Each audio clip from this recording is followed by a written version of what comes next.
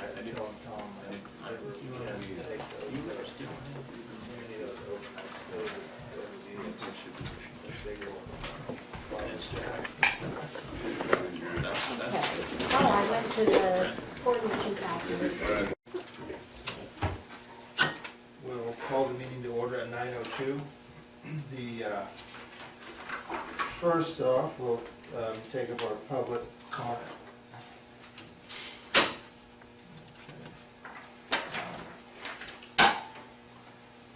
Alrighty, we'll move on if there's no public comments to item A2, closed session. And Richard, would you please announce the items to be discussed in closed session? Sure. The board will be meeting in closed session for a conference with legal counsel, significant exposure to litigation pursuant to subdivision D2 of Government Code section 54956.9, one case. They will also be meeting in closed session for a conference with labor negotiator Richard Egan, and may include bargaining units, Lassen County Peace Officers Association, United Public Employees of California, Lassen County Road Workers Association, Management and Professional Association, Lassen County Peace Officers Association Supervisors Unit, Lassen County Peace Officers Association Management Unit, Lassen County Deputy Sheriff's Association, and the Lassen County Management Association. Also meet to that's it. Okay, thank you. Alrighty, with that, we're going to go into a closed session. And we will begin with the pledge. Pledge allegiance to the flag of the United States of America and to the republic for which it stands, one nation, under God, indivisible, with liberty and justice for all. Almighty God, we pray this day for your ever-enduring guidance. We ask you to cloak us in wisdom and fortitude, that we may disperse our knowledge and facts intelligently among all humanity of whom we serve. Amen.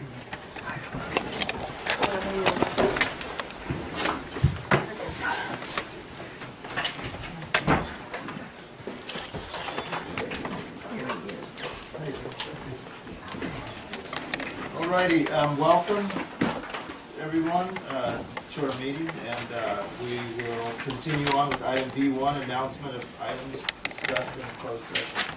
The board met in closed session for a conference with legal counsel to discuss significant exposure to litigation, and for a conference with labor negotiator Richard Egan regarding all bargaining units, and there was no reportable action. Alrighty, moving on to item B2, agenda approval, additions and/or deletions. Mr. Chairman, I'd like to add an emergency item to today's agenda. This is regarding the Southern Cascades Emergency Service Certificate. Here again, to put it, I asked for a resolution to put on November ballot. Remember I talked about it, I believe last week we were looking at doing it. We just finally got the stuff back from LAFCO on Friday, and so I'd like to ask that to be pushed on today's agenda for consideration. I don't know if we have a number or where we put it, Richard. Would suggest H10. Okay. And the ability to add that after the posting of the agenda Thursday is permitted. If there's a need to take immediate action on the item, and we have essentially 4/5 vote here to add the item, and that it came to the attention of the local agency after the posting of the agenda. If those things exist, then we can take action on that today. If they don't, we can't. And we usually take action dates we get for the date for, to make it for the ballot, for the November ballot. That is correct. But that would require a 4/5 vote to add that. Okay.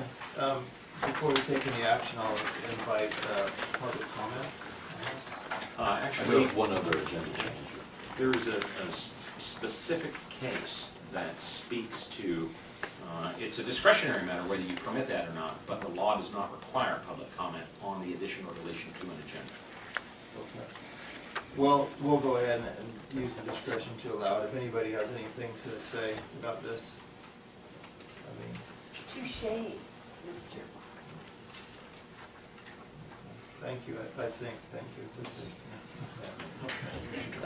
Okay, we'll bring it back. We're voting on it, Fifth Amendment. Yeah, to add the. Add it to. Yeah, I'll make a motion to do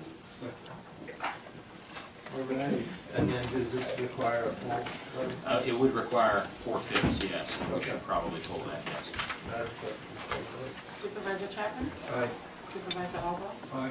Supervisor Powell? it. All right. Supervisor Cannon? Aye. Supervisor Watson? Aye. Thanks, Aaron. Thank you, guys.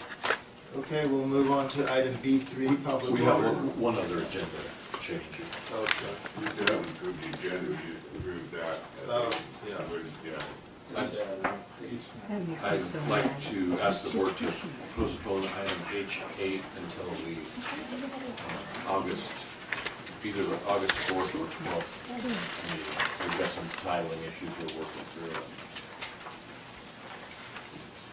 Mr. Chairman, I would like to adjourn the meeting in honor of Clive Bowling.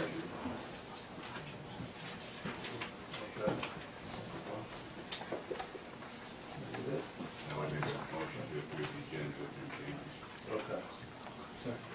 All right, it's been moved and seconded. All those in favor say aye. Aye. Chair votes aye. All righty, item B3 is public comment. You can address the board on any issues. There'll be another opportunity if you're here for a particular item. Before that item is called up, there'll be an opportunity to comment on it at that time. But if anyone would like to speak under public comment, come up and state your name. I don't have any speaker cards up here. So would anybody like to talk at this time? Okay. We'll take up our unagendized board reports. We'll start off with Supervisor Hammond. I have nothing. Supervisor Kyle. Just one thing, Larry and I attended the coordination meeting last night, and the coordination committee did take action to recommend Board of Supervisors send letter opposing Senate Bill 1139, which is the one to require geothermal in all public utilities. So that is on the record to do that. And the other thing we talked about was more about staff, and we're kind of thinking about maybe if we get one of our staff members to work in the natural resource region, and maybe Sean Curtis, we might maybe go to hire him on his part-time, 25%, 20%, whatever we decide we need. That was major two items we talked about. That's all. Thank you. Supervisor Chapman. Mr. Chairman. Supervisor Hall. The only thing I had, we had, the fair was just last week, I was there most of the time, it was, the boys were there, showing their animals and whatnot, anyway, it was a very good fair, and I think we need to take our hat off to the fair manager and all the fair advisory board members on all of the phenomenal amount of hard work and dedication those guys put into that. I know I helped them, the night after the concert, tear the stage down and everything, and, to get ready for the races the next night, and we were out there until 2:30 in the morning, getting that cleaned up and ready for Saturday night for Sunday's races, and they had to still set the sail arena up and everything. Those guys work hard, they work hard, and I don't think they get, enough credit, enough accolades for all the work that they put into that, for that week. They very little sleep and do a lot of work, so make sure you think your board members. It was very enjoyable. Very good production. Thanks, Aaron. Yeah, I also, as Supervisor Kyle said, attended the coordination council. There was some information that I found quite interesting. I'll share with you quickly. Ann Carlson from the Lassen Forest gave a presentation on the wilderness areas, and we're going to have a 50-year anniversary. And some of the information she shared with us was there's a total of 439 wilderness areas throughout the United States, totaling 36 million acres. The largest amount of wilderness area per state is Alaska with 5.7 million, and California has a little over 5 million acres designated wilderness area. So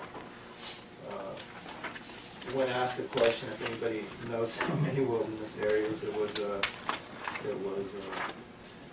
proposed that maybe there's too many. So yeah. Yeah, but 5.1 million just in California designated wilderness areas. It was pretty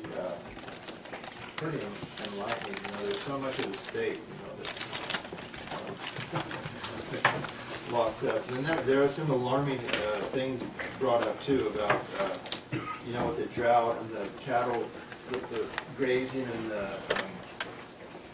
in the forest, national forest, and there's a very real possibility that they may be removing all the livestock out of the forest, and those type of things come up, and it's just, it's really disturbing, the influences of some of the, you know, powers that be in the state, and the negative and devastating effect it could have on, you know, our industries in our county. Just to add, the reason we remove the cattle in the lack of feed and the water they're drinking out of the stream, so they're taking water from the stream to go to the ocean. Yeah, so the reasoning behind it is just, makes you just scratch your head, and just, I don't know, go have a highball or something, because, I mean, you wanna be involved and try and, you know, do well for our county, but I think at the end of the day, it's very apparent these decisions come from the highest office, and try as we may, our hands are very much tied. And that's the frustrating part, you know. We got good people trying to do good things, but it all comes from the top, and it finds its way down to this level very quickly. So, anyhow, that's doom and gloom. That'll be my report. Thanks.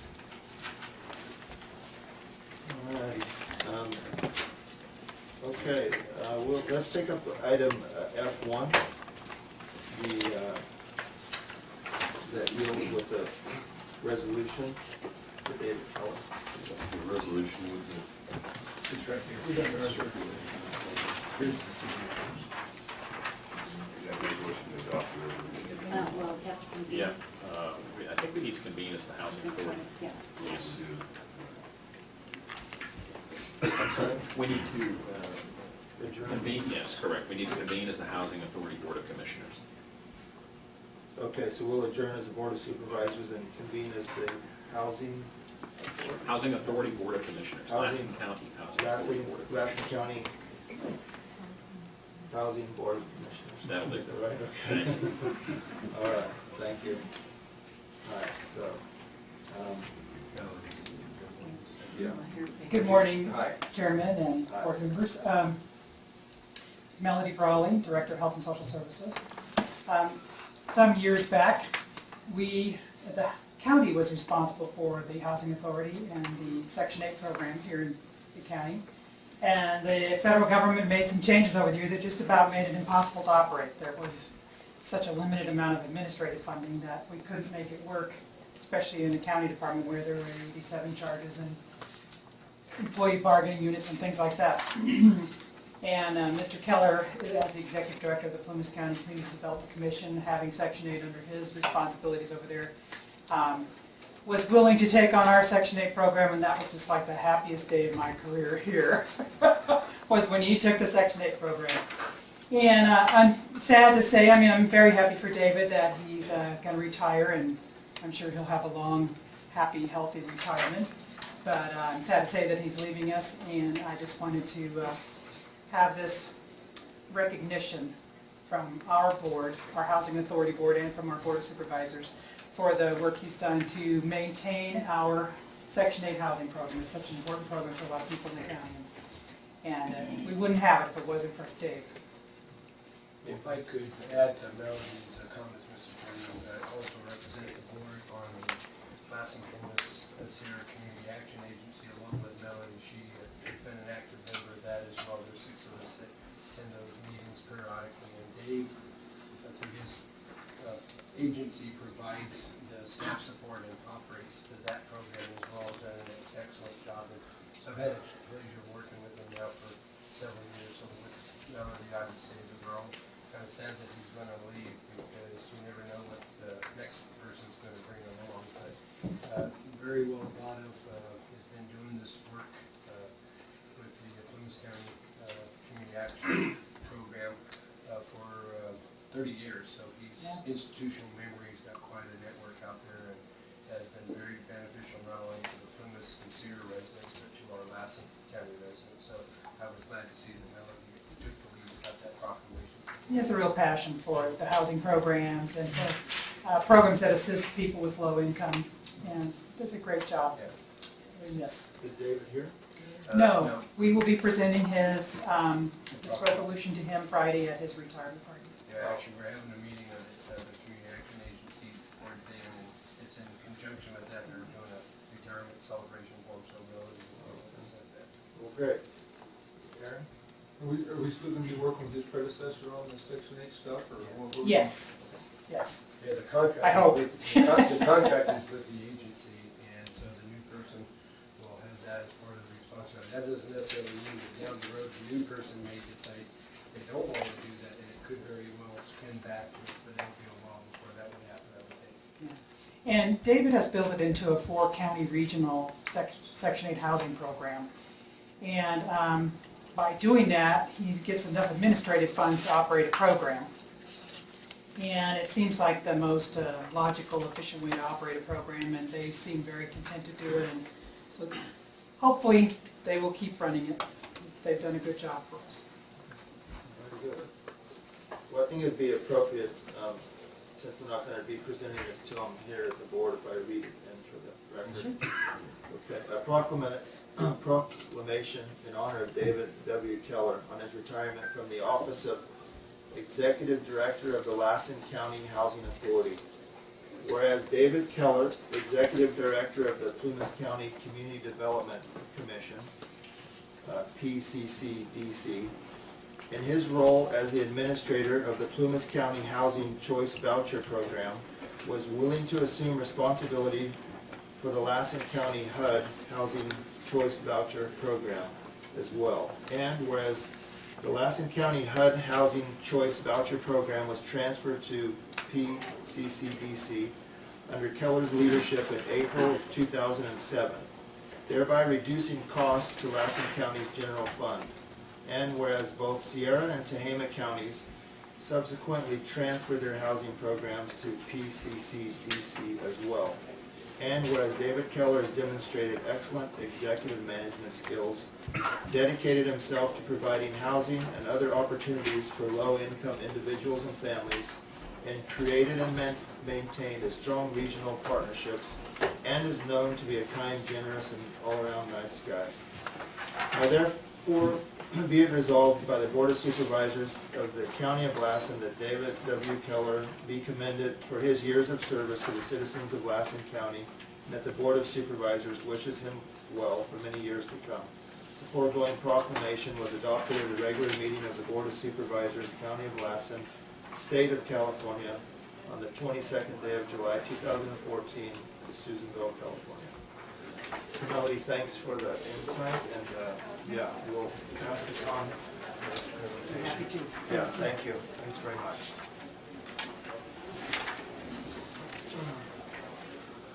Okay, thank you. Do they need to vote on that? We did, we voted already. We adopted it. Okay. Yeah, yeah. Thank you. Yeah. Okay, Yeah, we don't show that. I don't have that written there. I don't think so. I think the voter, We did? I started to Can we make a do it again? motion. I thought somebody made that actually. Did you sure? Anyway, let's do I'm it sure I again. didn't vote on it. Let's make double sure. All right. So, action requested is to adopt the resolution. I make a motion. I'll second it. Okay. All those in favor say aye. Aye. Chair votes aye. Okay, thanks. Keeping honest, yeah. Yeah. Okay, let's take up our information consent calendar. Are there any items that need to be removed for separate consideration. Is there any public comment on our item G1? What's the pleasure of the board? I make a motion to accept the consent calendar. It's been moved and seconded. All those in favor say aye. Aye. Chair votes aye.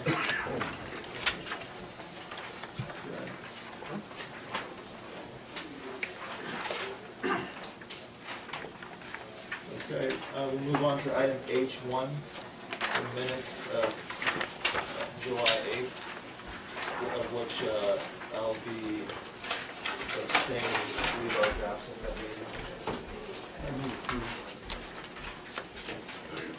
Mr. Chairman, before we act on it, I do have a request, and it may seem kind of a strange request. I really appreciate the work that Susan puts into the minutes. But when I was looking at it yesterday, I was not present for the afternoon session that dealt with the capital improvement presentation by Mr. Moon.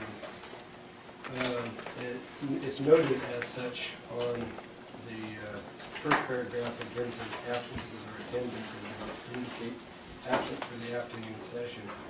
But after you go through public comment on page 1, I don't know if it was a pagination error or whatever, it immediately goes into the minutes for the 1:30 session, which takes up all of page 2 and the first paragraph of page 3, and then we're back into the regular business. And I realize that, when it comes to reconvening and stuff, trying to insert where board members are present or not, maybe as owners, in the past I've seen the case, and I'm sure Susan is trying to streamline it, but I really would recommend that the entire content of page 2 be moved back to the end of the minutes, which was at the end of the meeting, rather than having it at the beginning of the meeting. If somebody was reading it and not understanding the nuances of the thing, would think that that session took place and that I was present at that session, because there's no reflection of, you would think that the 1:30 session would have been at the end of the meeting. So I would just like to make that as a request. I will talk to the county clerk, because there was kind of a decision made to just, Well, if that's the Things case, then over. I would like to have I on can page add in 2 there. specifically reflect that Supervisor Chapman was absent, I can and do that. Supervisor Chairman Lassen, because Okay. otherwise it would be, and I could see individuals using the discussion there saying that I did this or I did that. and I I'll wasn't even make that present. addition with you those. But I would recommend that we put the flow, because the business between Big Valley Recreation District until we had the correspondence and we broke for lunch, all took place prior to, it just, to me, it's just an odd way to put it, and I'd like to Yeah, bring we that to can the talk about that, but I want to close it. Should be easy to do. Okay, so would you? Well, my suggestion, if the makers of the motion would reflect that they either rearrange the pages, or at least on the part dealing with the 1:30 session, clearly indicate who was present and who was absent. If that's part of the As motion, maker of the motion, I will accept those. then I can support it. All right. I can't vouch for the integrity of the 1:30 part of the minutes, but you guys know what you're doing. Okay, very good. So it's, with the changes being moved and seconded, all those in favor? Aye. Yeah, I wasn't feeling well that day, so that was part of the reason. One of abstentions. Absent. Good.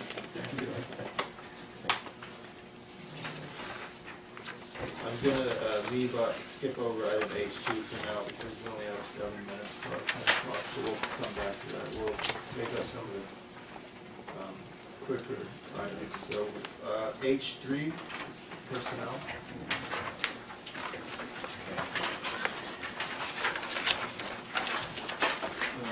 Mr. Chairman, the board conducted interviews for the director of Child Support Services last week, and asked her to negotiate employment with Ms. Cote, and she has graciously accepted the position and is recommending you formally make the appointment of her to that position. Okay. Hi. How are you? All righty. What's the pleasure of the board? I'd just like to make note that I was not there. Second. Okay, very good. So, under discussion, is there anything further to add? Or what, before the board takes action, is there anyone from the public that would like to add anything? Well, thank you very much for stepping forward, and, yeah, it's, as you know, important, doesn't even come close to describing the other position and the responsibility with this, so. Well, thank you very much. I'm Wish very you honored well. for the opportunity. Pray for your success. Me Because too. A lot of, it's a tough one, so, anyway, good luck, and, okay, so, all those in favor say aye. Aye. Aye. The chair votes aye, and, you also. Yeah, I'll go ahead, yeah, I just want to Okay. make note that I wasn't there. Okay, very good, so, yeah, all right, so now, Thank you. congrats. Congrats. All right. Okay, let's move on to item H4. Mr. Chairman, members of the board, H4 proposes a couple of things. H4 proposes an amendment to a contract that is in existence with a law firm of Coda Cole related to representation of the county in child and family services, basically dependency cases. This is a contract that was initiated earlier in the year by Ms. Vanderploeg. It came back to you once before for an amendment, and now you're being invited to consider a second amendment. And essentially what that's being proposed for is to deal with the May and June bills. I read the agenda item and it said that in an amount sufficient to pay the May and June bills, $32,000. That's not the amount of the May and June bills. That's the total amount of the requested contract, or the cap on the contract. The May and June bills total about 11,500 or 12,000. And so there was an ambiguity in the way that was worded. My apologies. Suffice to say, as the transition occurred in the office of the county council, the contract was in existence and the services were being provided. And basically, I got the first bill on Coda Cole, I believe it was in June, during my tenure as county council. When I got that, it occurred to me that I better set about the process of trying to work out a long-term solution to this problem, and that's why you're seeing it today as it relates to both issues. One is to pay the bills for May and June, but also is to basically ask for your consideration and approval, if you deem appropriate, that essentially, as I view it on the second item, it's a kind of a policy statement, if you will, how you want to resource the office of county council. The contract is being, the second item is the proposal to contract with Coda Cole for the remainder of this fiscal year, 14-15, to continue to provide that service related to representation on dependency cases. I will tell you that there's been a couple of different structures proposed. One is to just have this moved off to Health and Social Services. They can administer the contract and handle it all through their budget units, and essentially county council's out of the loop entirely. I was not in favor of that necessarily. I didn't want to relinquish that, but the alternative was to they provide the service for Health and Social Services, the CPS folks, CFS, excuse me. Those are some of my old terminologies. But we continue to administer the contract to the Office of County Council. And I believe that's appropriate if it continues. And so I think maybe, and I don't know if I'm going to put Ms. Brawley on the spot here, but I don't know if she's inclined to comment on the desirability of this particular firm providing these services or not. I can tell you that Coda Cole has and is contracting with some other small counties to provide this service. Trinity for one, I believe Alpine is another, MoDOC a third. I don't know if there's a fourth or fifth, certainly us, at least in the early part of this year. But they're specialized in providing this service in an area of law that changes quite regularly. They're quite capable in this particular discipline. More to the point, I think that their skill is someone that the Child and Family Services folks have appreciated. And so much so, and I think I included in bold in my memorandum to you the proposition that Health and Social Services has increased the amount of the revenue item to the Office of County Counsel for this coming fiscal year in hopes that this contract would be approved, that they value their service and would like to continue with it. Ms. Brown? Totally agree with Bob. They've been doing a great job for us, and the dependency is a very specific section of the law. They do a great job. Generally, Margaret has been here. Margaret's last name? Long. Margaret Long has been here, but the attraction of contracting with a firm is that this is a firm that specializes in dependency law. If Margaret can't be here, someone else will be who has that same specialty. And we're very happy with the work they've done for us, and we appreciate the opportunity to do this, and I'm perfectly happy to have council office control this contract, because I got too many contracts already. Okay, well, thank you. Is there any questions from the board? Yeah, generally, do they stay within their budget? I mean, I see $5,500 a month, and then I saw that 32,000. Yeah. So the 2 months, and I kind of wondered about that. So our May and June bills came to how much? Approximately 11.5 or 12. They're within They they're a are. little over their budgeted amount. A little bit, yes, sir. Does that normally happen? You know, the calendar fluctuates, that's the problem. It's hard to predict